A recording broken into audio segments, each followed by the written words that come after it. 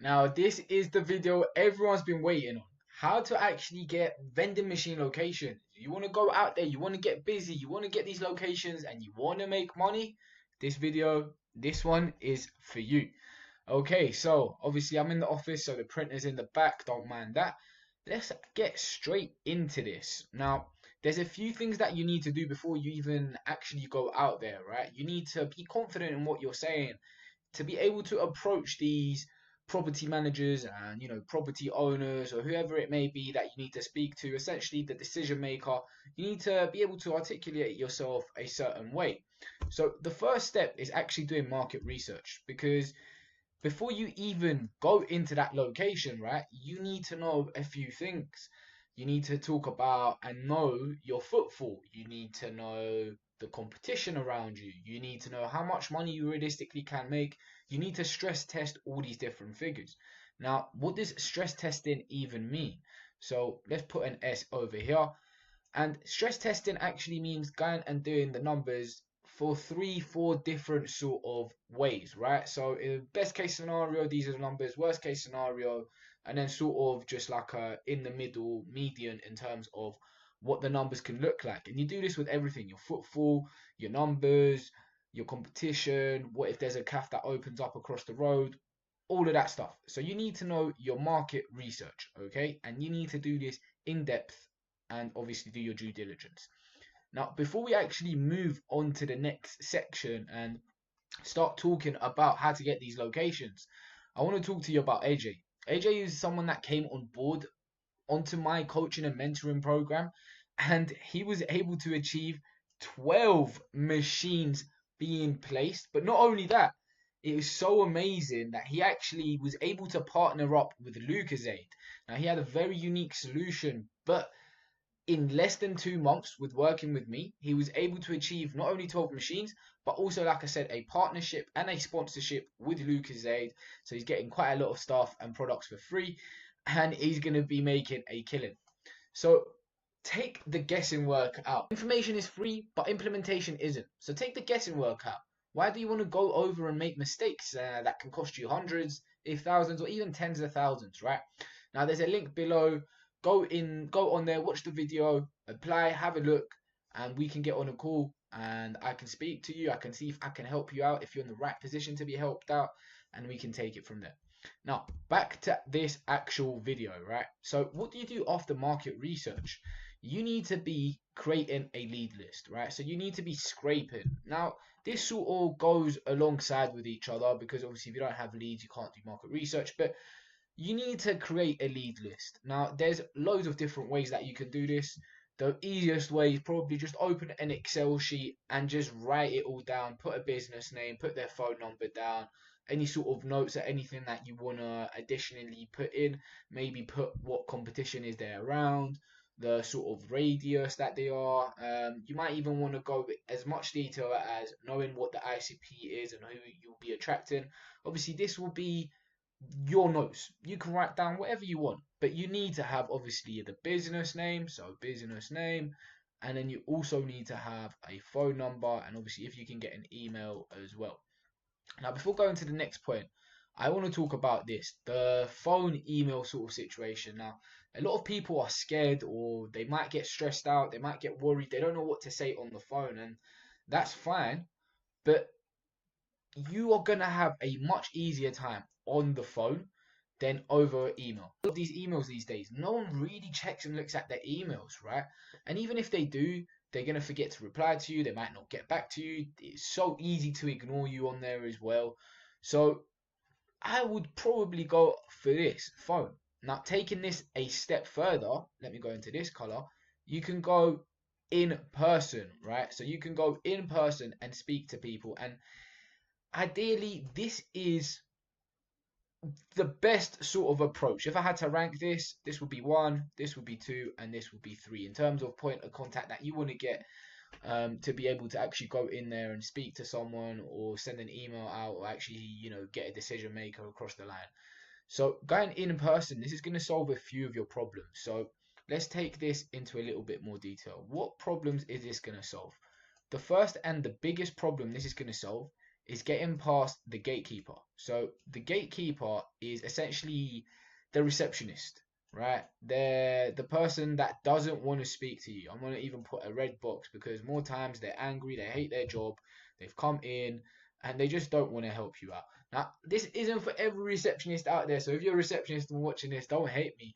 But this is the matter of fact, right? They don't want to give you contact number to site manager or to decision maker or to a CEO, whoever it may be that you need. And that's because they don't want to waste their time and they don't even know you. You're a brand new person. Imagine I've just randomly called you on a Tuesday morning and now I want to speak to the person that runs the company. So this plays into fruition a lot, okay? Now, the second biggest thing that will happen, which sort of bounces off of this, is going in person, right? No one can lie to you.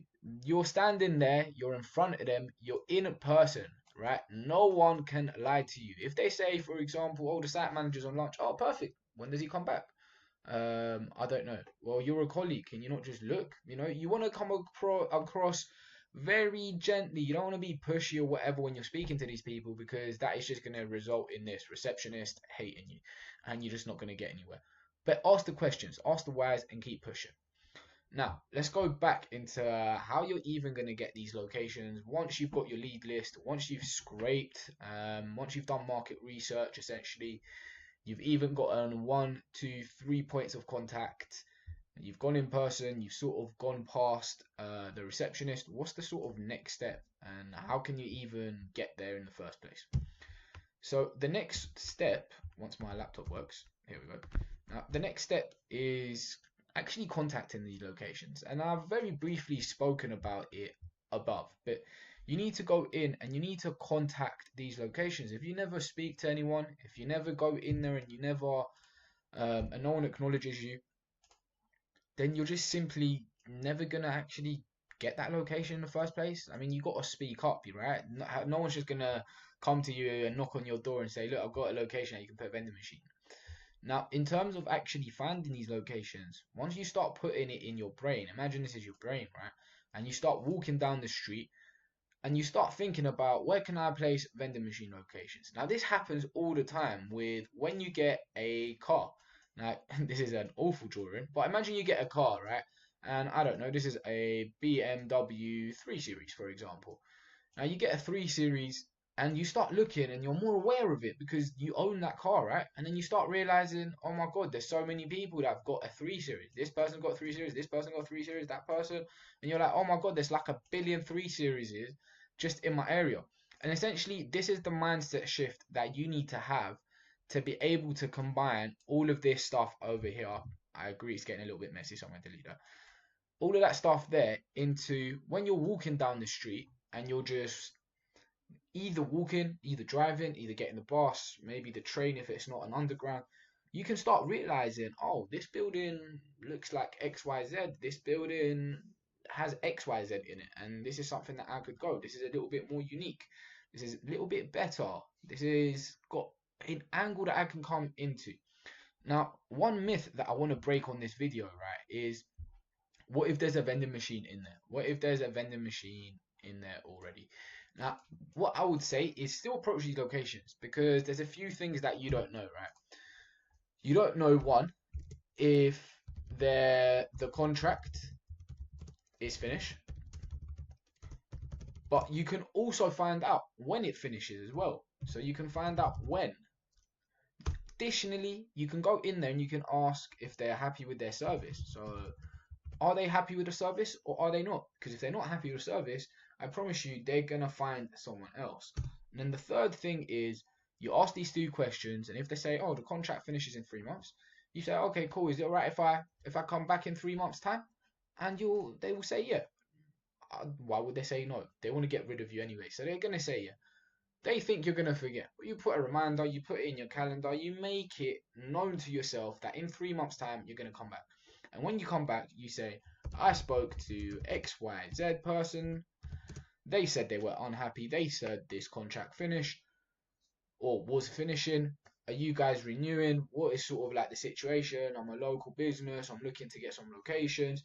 you go in there, and I'm not going to give out the exact script because that's saved for people that in the mentoring and coaching program. But essentially, you go in there, you provide value, and you ask the questions. That's what this is all about, asking the questions. Now, in terms of actually securing location, once you've spoken to this person in here, which is going to be a decision maker, so let's just move this along. Let's just imagine this massive D is the decision maker. A bit sus, but yeah. So this is the decision maker, right? When you go in, no one is going to make a decision right there and then on the spot, right? That's just not going to happen. You're going to need to have maybe sort of 2 to 3 points of contact, i.e., meetings, before they make that decision. Bear in mind, they don't know you, right? They've never seen you before, so they're not just going to say yes on the spot. You might also have to incentivize these people as well with a commission. Of course, I teach in my coaching how to get these locations for free. Ignore my spelling, it's horrible. But you want to go in, you want to sort of set up a meeting. The first time you don't want to pitch, you don't want to sell, you want to set up a meeting and make sure all the decision makers are there, ask the right questions to ensure that all these people are there, and then go in and obviously have that meeting and pitch. Additionally, if they're being sort of like iffy with you, then you can throw in a few incentives. So you might want to pay commission depending on how much you want to pay and what your numbers are looking like. That's something that you can do. And the last step, which is what works for a lot of people that I have coached and mentored, is being positive, right? And essentially, being positive breaks down to a few things. You go in there and you're confident. Secondly, you know your script inside out.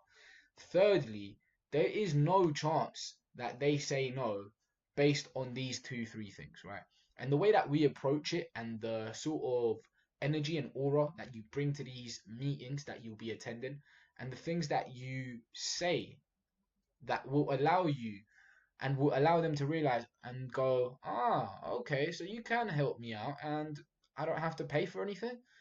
Okay, cool. So you take care of TLC, they don't have to pay for anything. All this good stuff, you're restocking it, obviously, you're a small business, they can get a hold of you.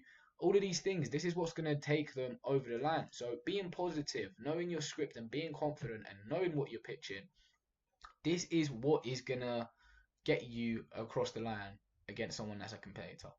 So I hope that has helped a lot.